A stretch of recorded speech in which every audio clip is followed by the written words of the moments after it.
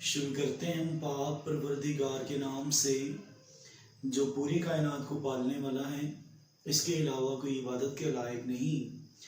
अच्छा जी प्यारे बच्चों, आज हम चैप्टर 12 का ह्यूमन डाइजेशन के टॉपिक में से लास्ट टॉपिक को डिस्कस करेंगे, जिसका नेम है बच्चों लार्ज इंटेस्टाइन। लार्ज इंटेस्टाइन की अगर हम लेंथ की बात करें तो ये 1.5 मीटर के लगभग है।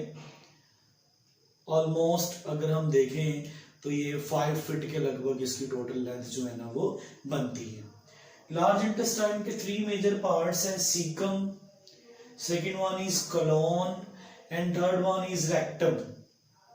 कोलोन के फर्दर जो है वो 4 पार्ट्स हैं, ascending colon, transverse colon, descending colon and sigmoid colon colon. अब हम डायग्राम के मुताबिक इसे देखते हैं कि ये किस तरह से मतलब रिप्रेजेंट होगी। ये हमारे पास एक कंप्लीट स्ट्रक्चर है बेटा लार्ज इंटेस्टाइन का।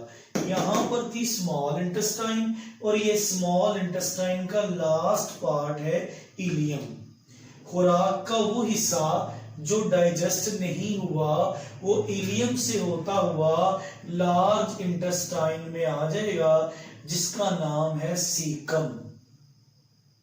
Caecum is basically blind and है।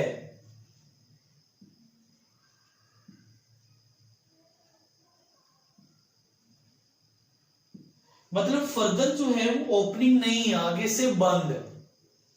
अब यहां पर ये जो खुराक है ये अनडाइजेस्टेड खुराक है। नॉर्मली ये फूड जो है वो सीकम से होती हुई असेंडिंग कोलोन की जानिब जाती है, लेकिन समटाइम ऐसा होता है कि इस डाइजेस्टेड फूड का कुछ हिस्सा इस अपेंडिक्स में आ जाता है, वर्मिकुलरिस अपेंडिक्स में। यहां पर बेटा बहुत सारे बैक्टीरिया होते हैं जो कि विटामिन के जो है उसे प्रोड्यूस करते हैं, जो कि हमारी बॉडी में ब्लड क्लॉटिंग के लिए हेल्प करता है। क्योंकि गैर मामूली तौर पर सीकम में से फूड जो अनडाइजेस्टेड फूड है वो जब अपेंडिक्स में आएगी तो अपेंडिक्स में मौजूद बैक्टीरिया जो है वो तो गलने सड़ने का अमल करते हैं, वो डाइजेशन तो नहीं करते। तो बैक्टीरिया पट्रिफिकेशन करेंगे। बैक्टीरिया यहाँ आई हुई खुराक को डीकंपोज करेंगे। जब खुराक डीकंपोज होगी तो अपेंडिक्स स्वेल हो जाएगी, इसमें इन्फ्लामेशन होगी और यहाँ शदीद किस्म की पेन शुरू हो जाएगी। और फिर इसका एक ही सोल्यूशन होता है कि सर्जरी करके इस अपेंडिक्स को उतार कर फेंक दिया जाए।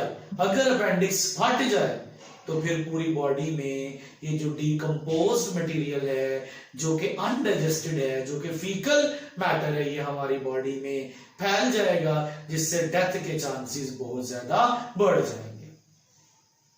तो अब खुराक नॉर्मली जो होता है, खुराक जो हजम नहीं हुई वो सीकम से होती हुई वो असेंडिंग कोलोन में जाएगी। असेंडिंग कोलोन से होती हुई वो ट्रांसवर्स कोलोन में आएगी।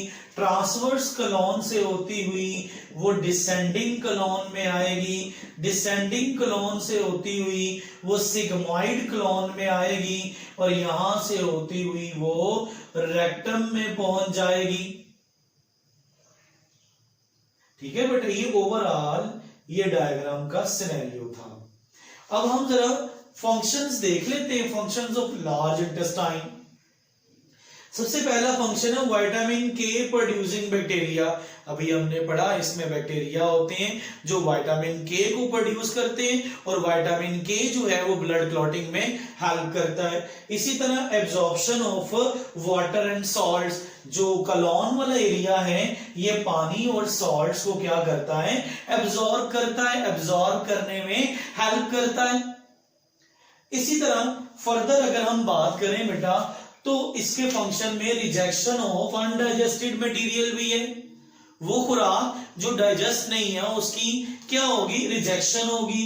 जो फीसिस है, जो रिमेनिंग जो यहाँ तक फूड पहुंचेगी, जो हजम नहीं हुई वो फीसिस में कन्वर्ट हो जाएगी। फीसिस में क्या क्या चीजें होती हैं? बैक्टीरिया है, प्लांट फाइबर्स हैं, म्यूकोजल सेल्स हैं, म्यूकस है, कोलेस्ट्रॉल है, बाइल पिगमेंट्स हैं और वाटर। इसके अलावा लार्ज इंटेस्टाइन में प्रॉब्लम्स को फेस करना पड़ता है, और वो प्रॉब्लम्स बेसिकली कौन सी हैं? एक है डायरिया, दूसरी है कॉन्स्टिपेशन। डायरिया का मतलब है पतले पतले दस्त आना, मोशन लग जाना। ये सेमी लिक्विड फीसिस होते हैं। बैक्टीरियल इन्फेक्शन की वजह से इंटेस्टाइन जो है एब्जॉर्प्शन ऑफ वाटर नहीं कर पाती। जब एब्जॉर्प्शन ऑफ वाटर नहीं होती तो फीकल मैटर के अंदर पानी की क्वांटिटी बढ़ जाती है, तो क्या होता है? पतले पतले दस्त आना शुरू हो जाते हैं, जिसकी वजह से बॉडी में डिहाइड्रेशन भी हो जाती है। और इसके कंपैरिजन पे कॉन्स्टिपेशन है। कॉन्स्टिपेशन में लार्ज इंटेस्टाइन में एब्जॉर्प्शन ऑफ वाटर जरूरत से ज्यादा हो जाती है, जिसकी वजह से इंटेस्टाइन के अंदर पानी की कमी हो जाती है, और वहां मौजूद फीसिस जो हैं वो हार्ड हो जाते हैं, जिनका निकलना क्या होता है? मुश्किल हो जाता है।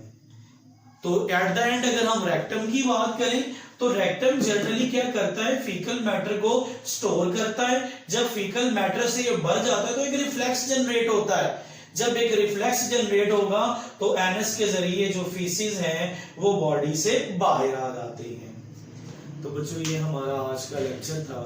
इसमें किसी भी किस्म का कोई क्वेश्चन, कोई प्रॉब्लम है तो आप कमेंट सेक्शन में पूछ सकते हैं।